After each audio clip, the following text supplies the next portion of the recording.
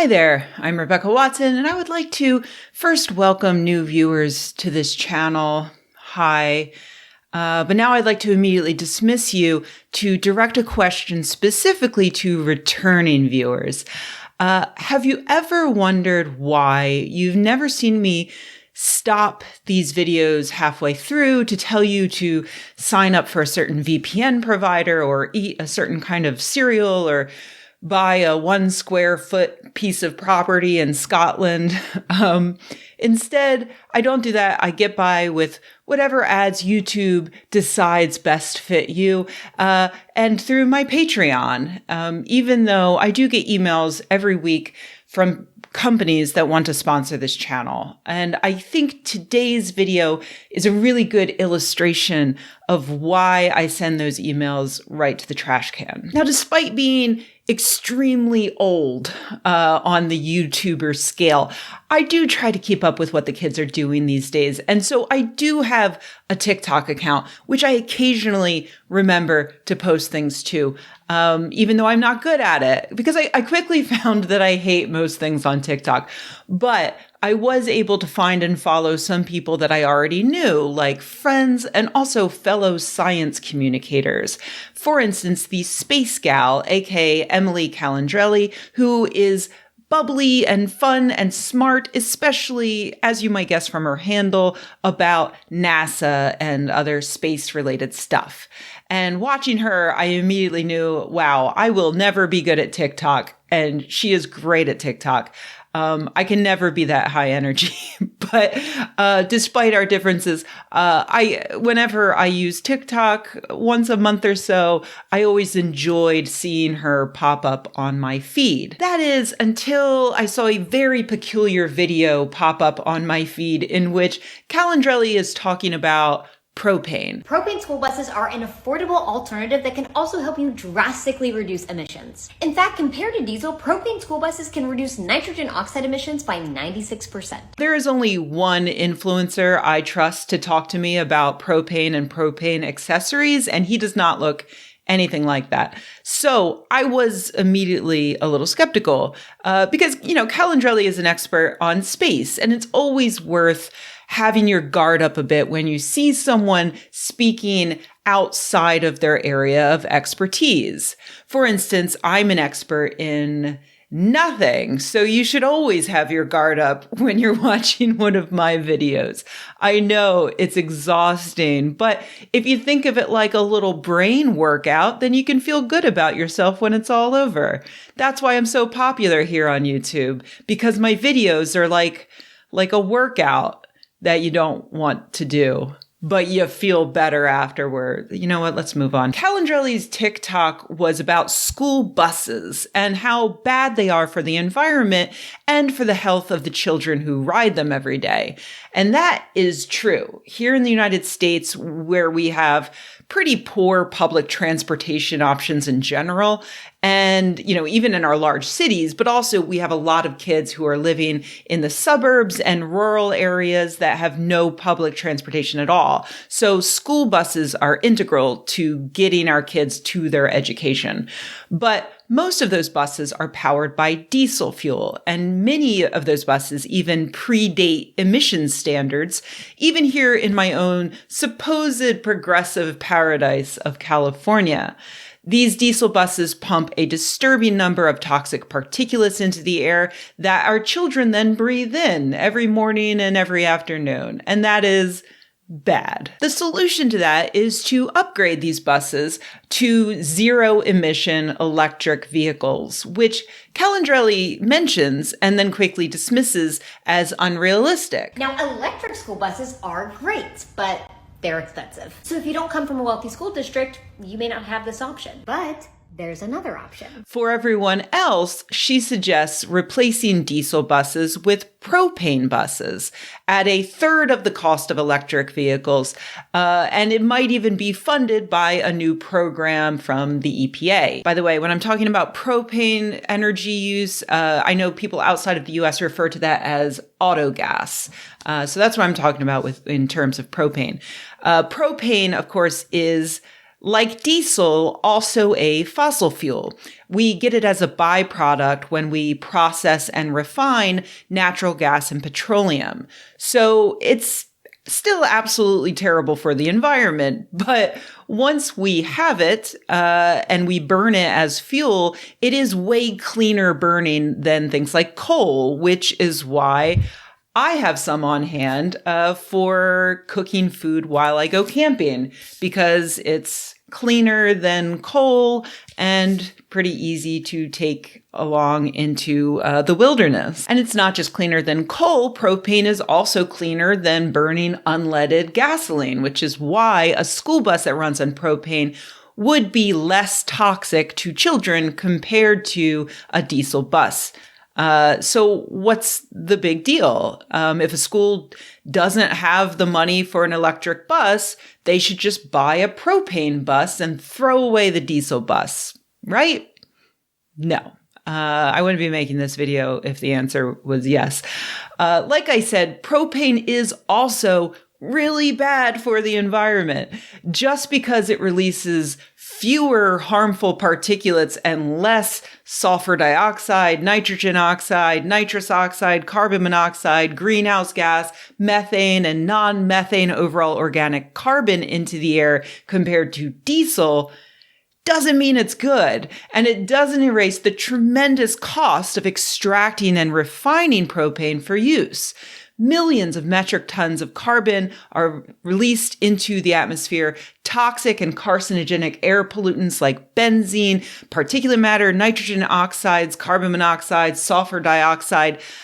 These processes destroy communities where the refineries exist and then spread that damage far beyond those communities in terms of poisoning our waterways and, of course, in terms of climate change. Now, if you search for information about the overwhelming damage caused by oil and natural gas refining, you will find that quite easily. But if you search for information on the damage caused by propane, you'll find pretty much nothing but press releases from the propane industry under different names bragging about how burning it isn't as bad as burning diesel.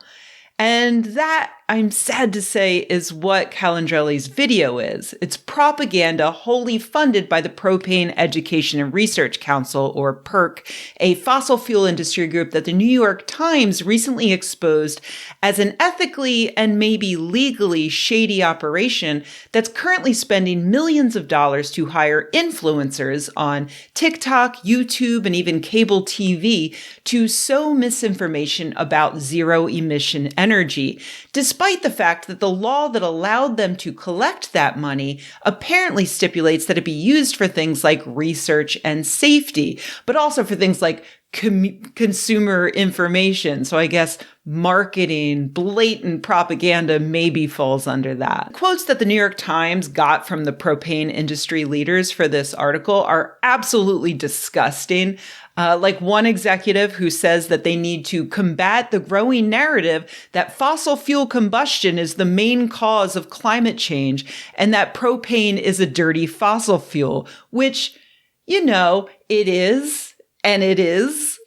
They see zero emission electric as a threat to their industry, which it is. And that is good because their industry is bad. When PERC isn't spending millions on TikTok influencers to sing the praises of propane, according to the New York Times, they're spending $900,000 fighting just New York State's recent law to help stop climate change by making all buildings and vehicles greenhouse gas free by 2040. The New York Times quotes an energy expert saying that overall, PERC is running the largest national anti-electrification campaign he's encountered anywhere in the United States, and that propane customers like me are unwittingly funding PERC's anti-climate agenda. Even worse, science communicators now are profiting off of that anti-climate agenda. In addition to her TikTok videos, Calandrelli has appeared on local news programs to promote propane. After the New York Times article hit the streets, she responded with an unapologetic Twitter thread where she argues that buying new propane buses is the most efficient way to fix the problem of diesel bus pollution, and that the federal program to give schools $5 billion to buy new electric buses isn't enough because that would only account for less than 1% of new buses each year. It's true that propane buses are cheaper than electric buses right now, but she completely ignores several facts. For a start, there are other sources of funding besides the $5 billion from the federal Clean School Bus Program. In 2022, California broke down the funding that they're receiving to upgrade their fleet, and it comes from many different sources. Not just one federal program, but several different federal programs, plus state programs and local city and township programs, and even from corporations like Volkswagen's Mitigation Trust, which provided California with $423 million to try to make up for the bullshit that they pulled back in 2019. Our school children, thank you, you lying Nazi-founded. But I digress. That report out of California makes a really important point when they say that school buses are expected to be in service for 30 or more years. Because school buses can have such a long life, it's important to replace older buses with the cleanest possible new buses. Over a period of 30 years, why would you spend $3,000 a year on a bus that's still poisoning our kids and our planet when you could spend $9,000 a year on a bus that doesn't do any of that? Considering that filters already exist that reduce the toxic emissions of existing diesel buses by 90%, why don't we just retrofit those old buses, as states like California already do, at a pitiable fraction of the cost of buying a new propane bus, until we have the funds to buy new zero-emission electric buses to replace all of the diesel? And all of that completely ignores the simple fact that as demand for electric vehicles increases, the cost goes down. According to the United States Department of Energy, Efficiency and Renewable Energy, the discrepancy between electric and combustion buses is primarily a result of the battery cost and manufacturing economies of scale. As the electric school bus industry matures and the cost of batteries decreases, electric school bus capital costs are projected to decrease just as transit buses have, which they point out is down 35% in the past decade as transit buses have been replaced with electric vehicles. The only other defense Calandrelli offers up is that fossil fuel school buses have a larger range than electric buses, which she says have about a 100-mile range. Wow, just 100 miles, huh? Gosh, never mind, let's not bother. Oh, wait. It's actually an average of 100 to 155 miles per charge. And here's a study that found that school buses are a perfect fit for electrification based on usage data that shows the average school bus travels a 31.7 mile route twice daily for a total of 63.4 miles per day, with 99.7% of all school buses traveling less than 155 miles per route. Such short duty cycles allow school buses to comfortably complete entire routes on a single charge, with no worry of operating failure due to a lack of battery power. So again, that's 99.7% of current school bus routes could be done by electric vehicles with the current battery capacity. That other 0.3% of buses, sure, we can figure out something different for them when the time comes. Additionally, those researchers found that large commercial vehicles that drive at low speeds and require frequent stops and starts, such as school buses, operate more efficiently with electric drivetrains. Electric motors are more energy efficient at low speeds and can preserve energy through regenerative braking. Also, because school buses generally only complete 2 routes per day with ample time to recharge between those 2 routes, buses can take advantage of cheaper electricity prices during the day. Additionally, these significant idle times may allow them to access a new source of revenue in vehicle-to-grid charging. So no, there is absolutely no reason for schools to start dropping $100,000 per bus on terribly outdated fossil fuel technology. We can easily clean up the existing fleet while replacing diesel buses with clean, zero-emission electric buses as our government finds the money to do so. Now, should the government be finding that money more quickly? Yes, obviously, but giving money to fossil fuel companies in the meanwhile isn't going to improve things at all.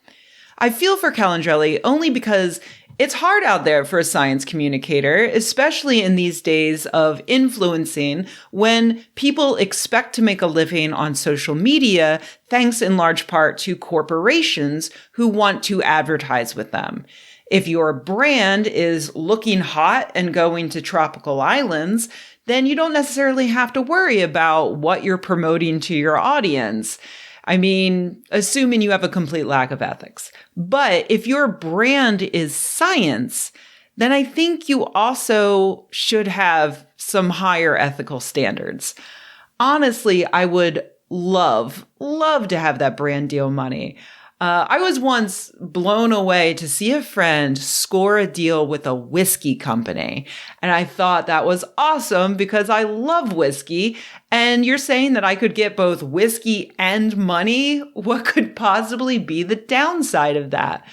But then, as I was thinking about all of this recently, I remember that I just made a video all about how alcohol is poison and the alcohol industry is funding bad science to convince the general public that it's actually healthy.